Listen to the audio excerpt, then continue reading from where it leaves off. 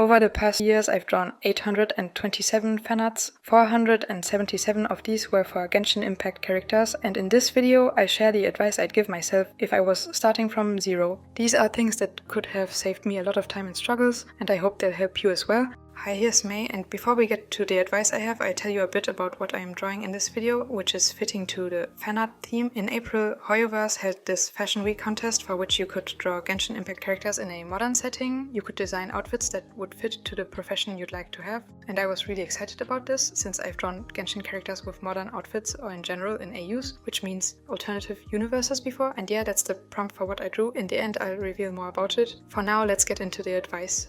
I'll split this up into two parts. First, we start with answering the question, what makes a good illustration, no matter if it's fan art or not in general. Let's start with what's probably most obvious, having solid fundamentals. If you've watched a few other art videos, you probably already have heard a lot about this as well. I won't get into too much detail and give an explanation of each fundamental here. Just know that knowing the fundamentals can prevent a lot of mistakes in your art and help you to make decisions such as what angle to draw a body part from, what colors to choose, and so on. When something is off fundamental-wise, it usually makes the viewer recognize this pretty fast, especially with characters, since as humans we're very used to seeing humans. We have a natural understanding of what a human should look like due to this, so when an eye is lower than the other one, a finger is bent in a weird way, or the neck is way too long, most people will be thrown off by this, even if the coloring, for example, still looks nice. To improve your fundamentals, I would suggest going through them one by one, at least developing a basic understanding of each one and then focusing more on the ones you would like to use a lot in your illustrations. It's good to also draw some illustrations as you're learning here, and it's completely fine if some fundamentals still look off here. It's normal that it takes some time to learn more about this. The next aspect I would like to mention here is the idea. Even if you have a solid foundation through the fundamentals, if you don't have a solid idea for your illustration, it can make it look more lifeless and boring. For this, focusing more on composition and storytelling within your illustration can help. So other than the fundamentals, it's good to learn more about this. I also discovered that this can look different for different artists.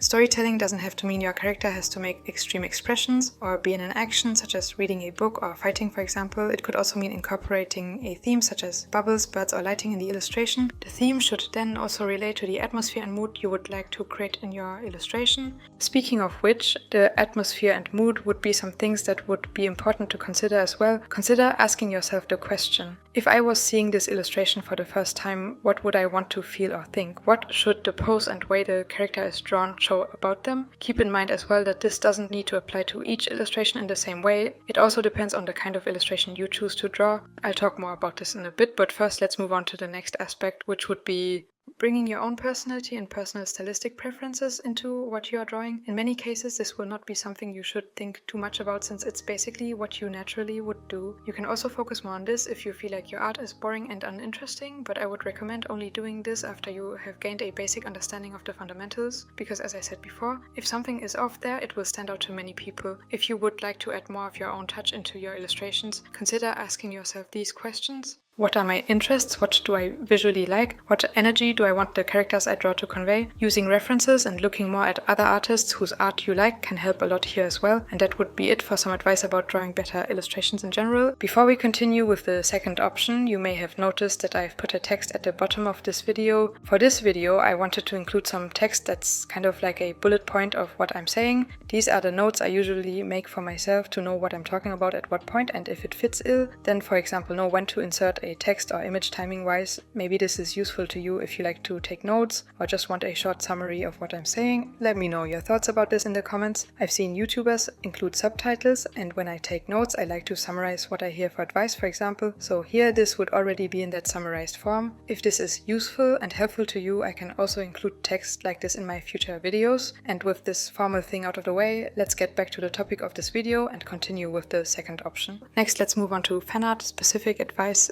First, I would mention the importance of knowing who you're drawing. If you want to draw fanart of someone, I would assume it's mainly because you yourself are interested in the fandom and character. In some cases, you may also want to draw fanart of a character or fandom that's currently trending, and I understand that. Still, it helps a lot when you yourself are invested in who you are drawing, since that way it's much easier to convey the character genuinely as who they are.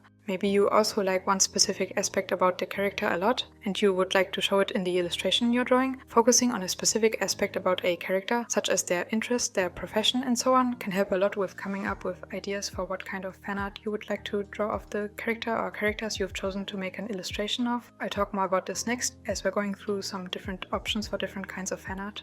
The first one would be to draw them with their original design / outfit / in their original world. Here it's good to know what about the character you would like to make stand out in the illustration. What is your intention? Do you want to show a personality trait they have, their interests or hobbies? How do they interact with someone else? Some examples from me here would be for one full-on illustrations like these ones. Here I, for example, showed Chongyun and Xingqiu interacting with each other. Some other examples would be my sticker illustrations from different fandoms. Here my intention is to draw many characters of one fandom in a similar way. I use the poses and elements I add to show more about the personality and interests of the character I'm drawing here. The second option would then be to draw the character or characters you've chosen to draw in an AU, redesign their outfits or just draw new outfits for them. While it's good to still ask yourself the questions for the first option, you additionally have this different outfit and maybe even hairstyle, or if you would like a different gender or age to work with.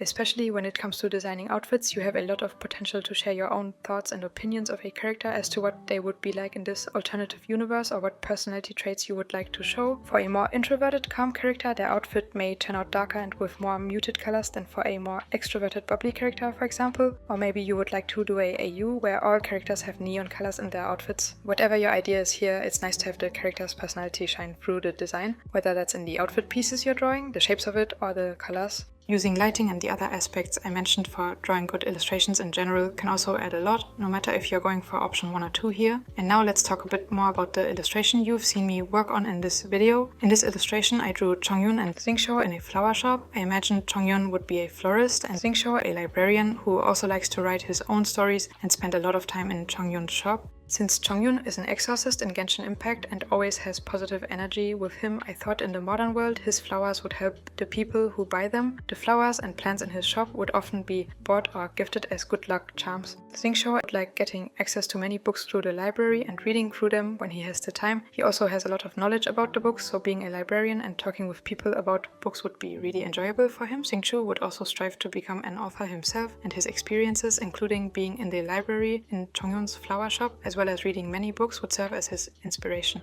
While this illustration wasn't chosen as a winner, it was a very good experience to work on it, and I also used it as an opportunity to see what illustrations would win and how mine is different from them. Comparing your art to others, who may have way more experience, can be helpful, but you should always keep in mind that each artist has a unique way they learned about art, so it makes sense that the art looks different for everyone. I just wanted to do this here since I knew the winners were chosen by a jury, which means those people like these artworks, and to me that makes them worth considering learning from. So here are the main differences I noticed by doing this.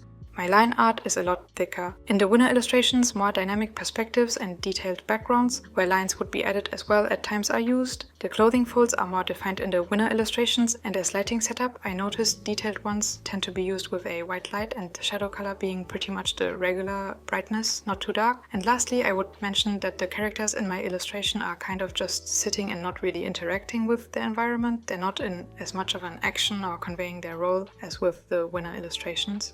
These would be some of my learnings from taking part in this art contest. Feel free to check out the winners and other artworks that took part in the challenge. I'll leave links for this in the description. You saw parts of the full screen recorded process in this video. In case you're interested in the full process, which would still be slightly sped up, so it wouldn't be a 21-hour video. This is one of the longest illustrations I've ever worked on.